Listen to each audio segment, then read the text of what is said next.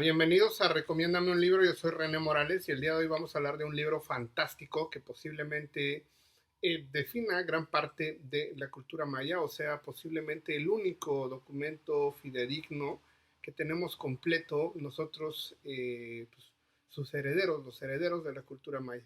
Estamos hablando nada más y nada menos que del Popol Vuh, una edición que yo tengo en el Fondo de Cultura Económica, una edición popular que se consigue todavía, es muy económica y vale muchísimo la pena tenerla. Creo que más o menos está el estimado de 60 pesos y creo que pues en dólares es más o menos $3. Vale la pena conseguirla, es una gran obra y seguramente se van a sorprender, van a conocer mucho de lo que no conocían acerca de la cultura maya. Pero antes de que continuemos, me gustaría que se suscribieran al canal. Me gustaría también que me regalaran un like, es muy fácil, ahí dice suscribirse, aplástelo, hay una manita hacia arriba, aplástela y dígame de qué temas quieren que hablamos. Ya hemos entrado en contacto con varias personas, al final somos parte de una comunidad y bueno, pues empecemos a hablar sobre el Popol Vuh. El Popol Vuh que originalmente en quiché, que es una lengua que todavía se habla en Guatemala y que es una lengua prehispánica, quiere decir el libro de los consejos. Es un libro, como muchas personas imaginan, es una recopilación originalmente bilingüe de narraciones míticas y legendarias e históricas del pueblo quiché. Para muchas personas, este documento se hizo en Chichicastenango, en una región básicamente de Guatemala, en donde, como bien indican, todos sabemos, es una gran población de origen maya, posiblemente la población más grande de origen maya en el mundo occidental, incluso hasta el momento. Según los estudios, tiene gran valor histórico, gran valor espiritual y pues para muchos ha sido considerado como el libro sagrado, o sea, básicamente un libro que tiene que ver con la explicación de dónde venimos, de dónde viene el mundo, cómo se comportan las deidades de origen maya y vale la pena mencionar que pues hay una cierta relación con lo que llamamos para nosotros el libro del Génesis, es el libro bíblico con el que abre la Biblia, que básicamente se compone de la misma explicación de dónde venimos, cómo actúan nuestros dioses y pues mire, todos los textos tienen siempre pues una historia detrás de sí. Todos los textos tienen algo relativamente interesante. Miren, sabemos formalmente que el texto existe básicamente desde el siglo XVI. Sabemos que el traductor, o sea, quien fuera eh, el primer gran rescatador de esta obra y que considerara como gran importancia sería Fray Francisco de Jiménez de Quesada, que pues era español, había nacido en el siglo XVII, murió ya entrado el siglo XVIII, y pues básicamente gracias a esta persona tenemos este material que llegó hacia nosotros. Miren,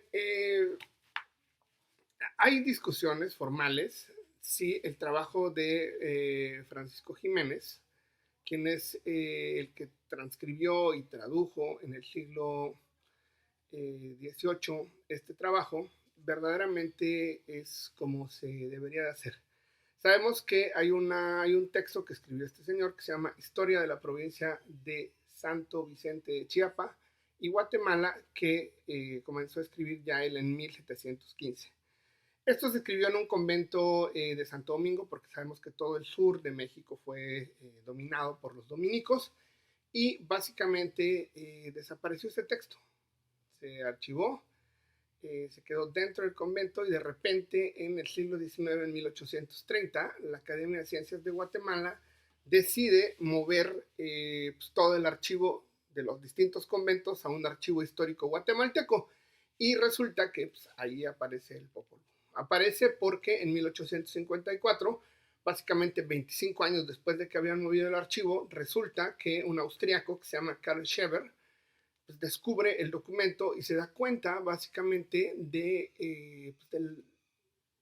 del gran aporte que acaba de descubrir dentro del archivo guatemalteco, un texto del siglo XVIII que aparece básicamente 150 años después. Y pues nada, este señor, como buen europeo, resulta que saca el documento sin permiso del archivo, termina robándoselo, termina llevándoselo a Europa, terminan publicando parte de este documento y resulta que, pues nada, resulta que este señor se muere, después este señor deja el documento a una serie de sobrinos, estos sobrinos deciden vender todo el archivo que tenía y termina este documento en una universidad en Chicago. Y pues en Chicago se ha ido moviendo, termina luego ya en el siglo XX en un lugar en Ohio y pues afortunadamente han sabido cuidarlo, han sabido tenerlo en buen estado y pues es fácil, se puede revisar incluso por internet en una versión facsimilar y pues esa es más o menos la historia de todo lo que pasó. Miren, el texto está firmado como anónimo porque, aunque no lo crean, en el siglo XVI el concepto de autor no era importante. Quien hacía los libros no tenía importancia. Sabemos, por ejemplo, que en el caso de Shakespeare hay muchas obras que creen que son de Shakespeare y puede que no, porque en realidad no tenía ninguna importancia. En el siglo XVI, en el siglo XVII, el autor era lo que menos importaba. Y bueno, hay una gran discusión porque no sabemos. Porque miren, los frailes tenían la peculiaridad de que tenían que adaptar los grandes mitos de origen maya al cristianismo y para muchas personas, pues sí, se ha metido dentro de este fenómeno la mano del cristianismo, pero hay todavía discusiones, hay gente que dice que sí, hay gente que dice que no. Yo en general creo que pues es complicado descubrir hasta qué punto se ha jugado un papel muy importante.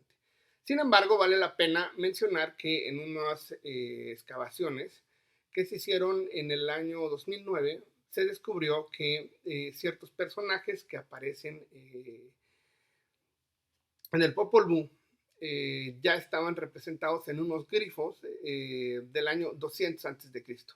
Y entonces nos damos cuenta de que estos personajes que se llaman Hunhunapú y Ixbalanque, estos dos personajes ya aparecían representados en ciertas grifos en piedra y ese tipo de cosas 200 años antes de Cristo. Entonces esta discusión yo creo que no va a terminar nunca, pero pues es gran parte de la historia. Si tuviéramos que hablar como del general del texto del Popol Vuh, tendríamos que decir que la primera parte está dedicado a la creación. Muy interesante la manera en que los dioses centran, creo, el universo en el hombre y centran la manera en que el hombre tiene que gobernar o descubrir o formar el mundo, porque incluso los dioses dependen incluso de los hombres. Después de eso viene la historia de los dos personajes que nombrábamos antes, de Hunhunapú e Ixbalanque, y esta serie de historias sobre el nacimiento, sobre su relación con otros dioses, sobre pues, la manera en que se comportan y pues, una serie de viajes también relativamente interesantes. Hay un viaje que hacen a un espacio que se llama el Xibalbá y pues van ahí para matar a los hermanos Hunhunapú, Bukumhunapú, para la intención de vengar ciertas cuestiones. También vale la pena mencionar que el maíz, el alimento sagrado de Mesoamérica, juega un papel importante porque en el capítulo número 4, la creación del hombre, al final de toda esta lucha de dioses, de esta serie de venganzas, se termina descubriendo a partir del maíz. Y pues hay otros textos interesantes, un texto relacionado con la migración, que es más o menos la quinta parte del texto. Y una cosa muy importante es que en el capítulo número 4 empezamos a hablar sobre astronomía. Sabemos que los mayas tenían un concepto formal acerca de los astros, sabían perfectamente reconocer, por ejemplo, a Venus, reconocer al Sol, reconocer las funciones astronómicas, pues porque seguramente antes del nacimiento de la televisión, seguramente la gente volteaba muchísimo para el cielo.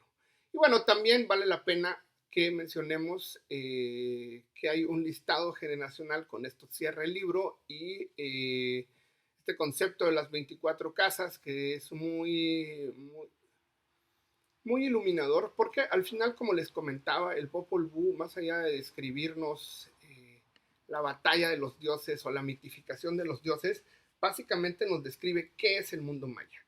Y si seamos realistas, en realidad hubo un genocidio cultural. por parte de los monjes dominicos en Centroamérica. Sabemos que posiblemente gran parte de las obras que ya estaban publicadas a través de pergaminos y a partir de códices, pues en realidad fueron quemados y posiblemente solamente sobrevivió menos del 10%. Pero bueno, ahí está, si queremos saber, aprender del mundo maya y que cuando vayamos a una zona arqueológica no nos terminen hablando o diciendo cosas que no son.